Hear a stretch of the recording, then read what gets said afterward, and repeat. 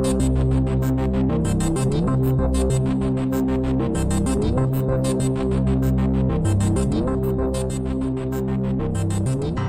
and welcome to this special edition of the Dark Money Files, in which we shine a light into a murky world. I am Ray Blake, and with me is my co-host, friend and business partner, Graham Barrow. Hello, Graham. Hi, Ray.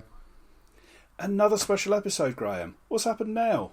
Swedbank, Ray. They've published a report on Phase 1 of the fieldwork conducted by the Forensic Risk Alliance, which was concluded this week. Oh, so this is hot off the press then? Yes, the FRA finished their fieldwork on Tuesday, which was the 19th of March, and the report is dated the 20th of March, Wednesday, and Swedbank released a redacted version of it on the morning of Friday, the 22nd of March. Ray, as we record, that is today. It's based on fieldwork that only began on the 27th of February, so at the very least you can applaud how quickly Swedbank have responded to the concerns that emerged last month. These were the concerns, of course, that following the exposure of the very substantial flows of dark money through Danske Bank's Estonia branch, that Swedbank and its Baltic business might have similar exposures? Yes, that's right, although at this stage there's no suggestion that the amounts are on the same scale. So their exposure isn't as great as Danske's? Ray, that's not quite what I said. We haven't yet got the same visibility on the Swedbank accounts that we've had on the Danske ones. Now, nor until now have we had any external investigation like the B&H one on Danske that assesses the extent of the problem. So we can't rule out Swedbank's problem being as big or even bigger than Danske's. We just simply don't know yet. But now we have a report from the Forensic Risk Alliance which presumably throws some light on the matter. Well, some light, yes. OK, that's an interesting emphasis. We'll explore that. But first, Graham, who are Forensic Risk Alliance? Well, they're a global firm who offer a whole range of services around complex forensic issues. They've been around for 20 years and offer the sorts of services you'd typically go to an international accounting firm for, but because they don't do the kind of audit work that the big accounting firms do, they tend to face fewer conflicts when they work for multinational clients that you might otherwise expect. Now, we spoke about this in relation to B&H, didn't we, Graham, and the extent to which consultancy and accounting firms can be considered truly independent. Right, that's right. And of course, as has already been quoted in the press, Swedbank originally chose EY, but then changed their mind and they went with the FRA, presumably because they want to be able to show a high degree of independence in the report. Oh, well, that's good then. Now, this is a Phase 1 report, isn't it? So this is the initial piece of work commissioned by the bank and was designed to report quickly. Phase 2 is going to follow and will involve deeper and more detailed investigation over a longer time frame.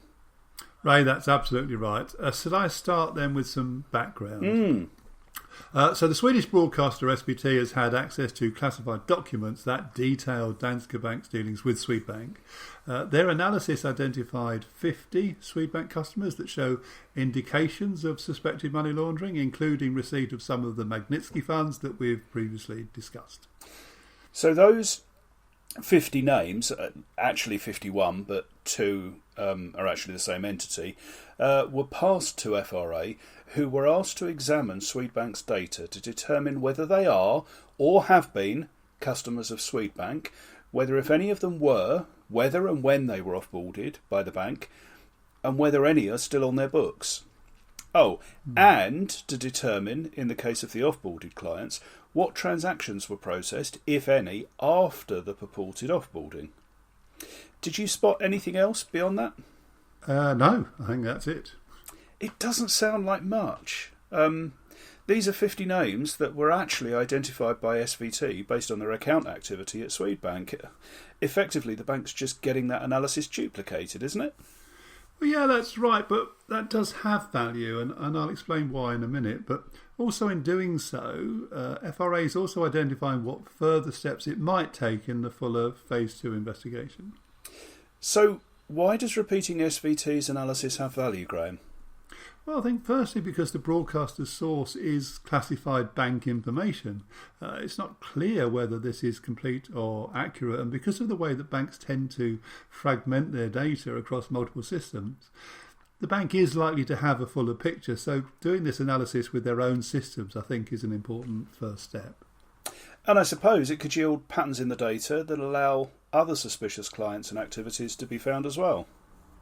Yes, it could, but there's a but there, Ray. Oh? They've not been asked to do that. Eh? No, they've simply been given the list of 50 names and a bunch of data repositories that were given to them by the bank and asked to review the data for those names only. And presumably related parties, like other firms with the same addresses, directors and so on, or firms that are in their ownership chains? No, that's envisaged for phase 2, Ray. Oh, OK. Well, that's disappointing, but presumably in phase 2 they'll also be using the patterns of transactional behaviour to look for similar activities and patterns in the wider customer population. No, that's not in scope for phase 2 as it stands, but that's not to say that it won't happen. Well, that's certainly what B&H did for Danske, and that revealed quite a bit of additional exposure that wasn't previously identified, didn't it? Oh, Ray, yes, it definitely did, and I can only hope the work will be expanded in a similar direction ultimately at Swedbank. OK, so these 50 names only arise because of their association with the Danske flows, and as we know, the big laundromat operations used a number of banks in a complex network. If Swedbank was part of that, it's unlikely that the flows would all have been through Danske, isn't it? Well, that's exactly what I would have thought, Ray. We'll have to be patient, it seems. OK then.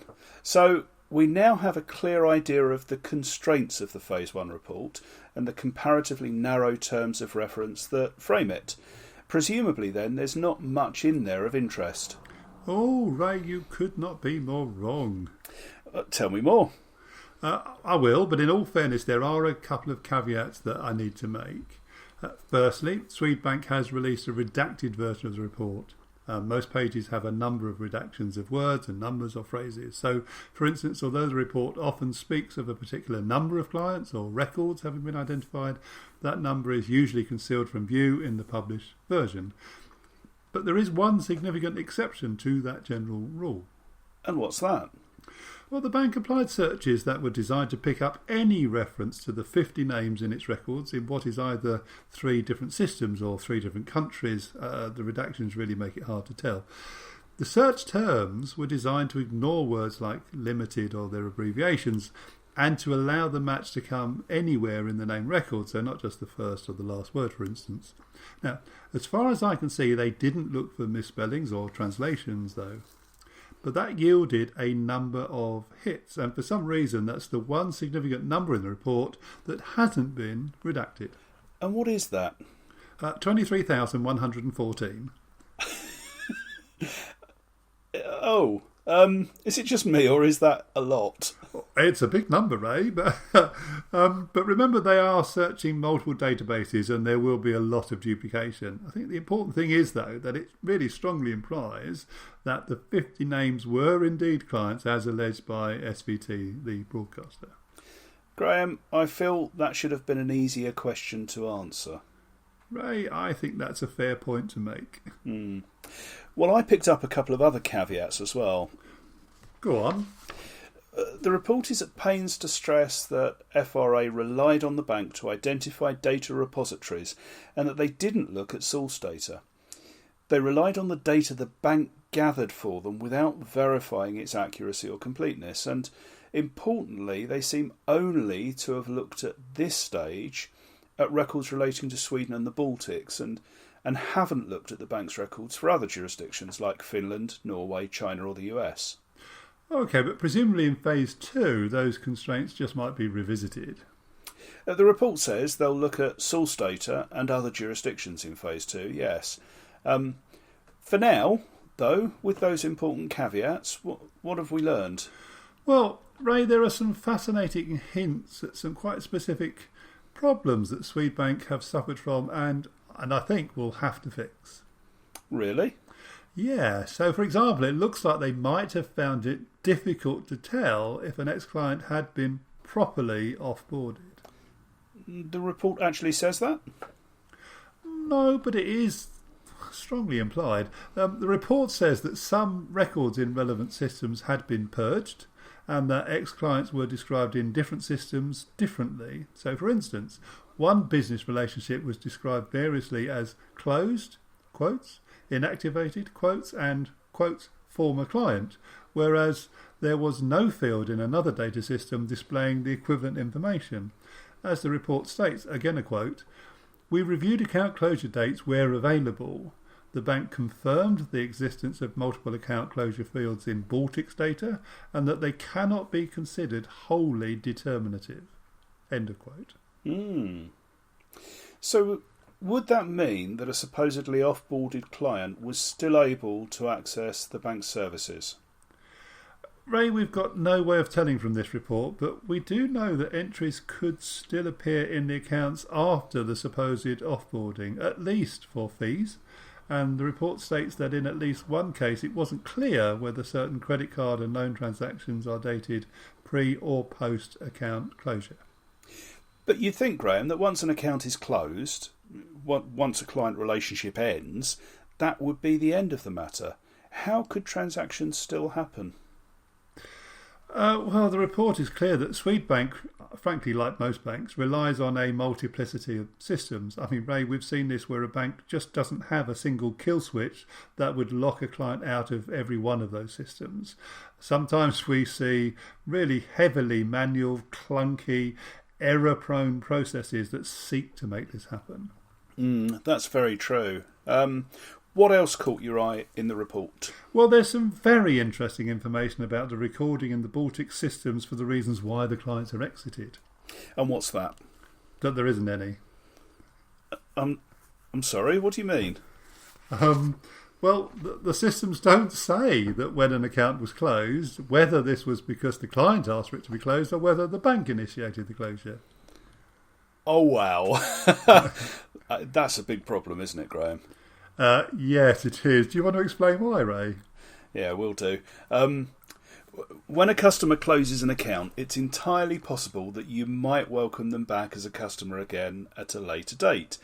Perhaps their needs have changed or they've found a better deal elsewhere and then, for whatever reason, they later come back.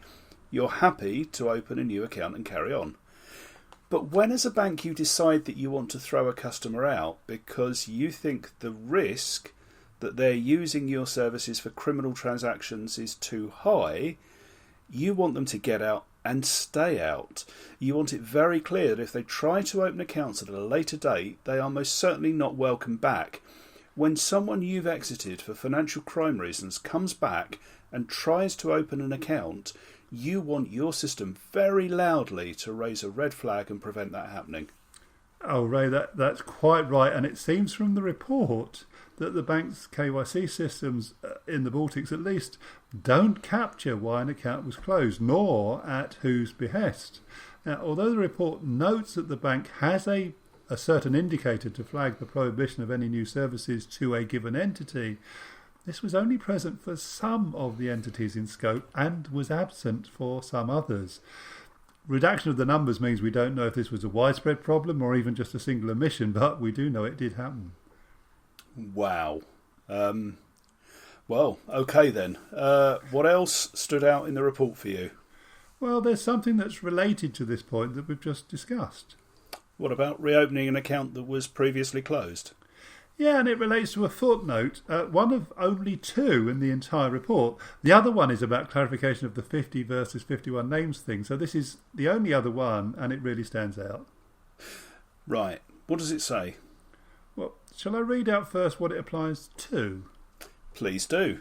So here's the paragraph, and I'm going to quote. To offboard, redacted bit, for the Baltics, the bank has performed the closure of all of the entity's primary accounts.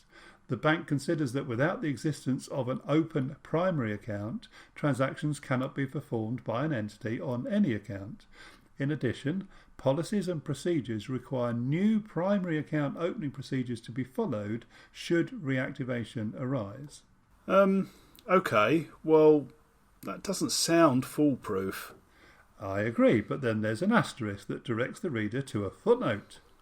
And what does it say, Graham? It says, quotes, FRA has not performed testing to determine whether accounts can operate independently of a primary account, nor of the bank's policies and procedures. OK, so that's not a ringing endorsement. No. They're basically saying that they only have the bank's assertion for this. And as we know, policies and procedures aren't universally followed in many banks, are they, Graham?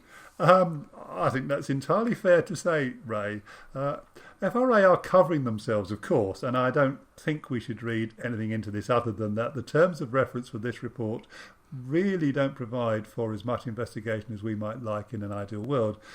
But it does make that point very effectively. Well, no doubt this can also be revisited in Phase 2. Well, I hope it will be.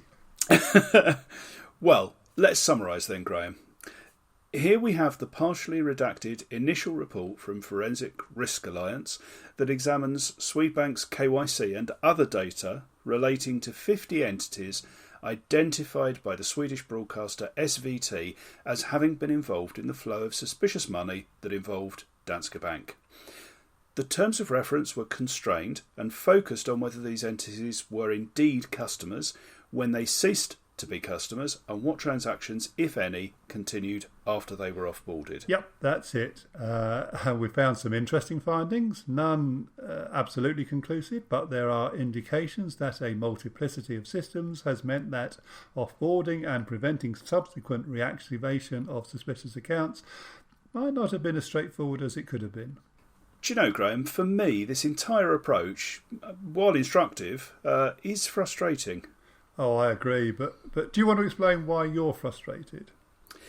Well, because it seems to me they're focusing entirely on these 50 entities rather than looking at the bigger picture. What other clients were there with similar attributes and similar transaction patterns? Let's face it, what clients are there still on their books behaving in the same way? When B&H did that analysis at Danske Bank, they found the problem was much wider than was first thought. Yes, that's exactly how I feel too. But we don't know that they're not doing that in parallel, Ray. I mean, as we speak, they may have significant resources engaged doing exactly that. I hope they have, Graham. Yeah, me too. Anyway, assuming nothing else rocks our world next week, are we back to Danske and the B&H report? Yes, we are, Ray, and I think I can promise some extraordinary updates on that. Oh, I'm looking forward to it. Thank you for listening to this episode of the Dark Money Files. We hope you enjoyed it. If you'd like to listen to future episodes, please subscribe through iTunes, Spotify, or your normal podcast provider. Thanks.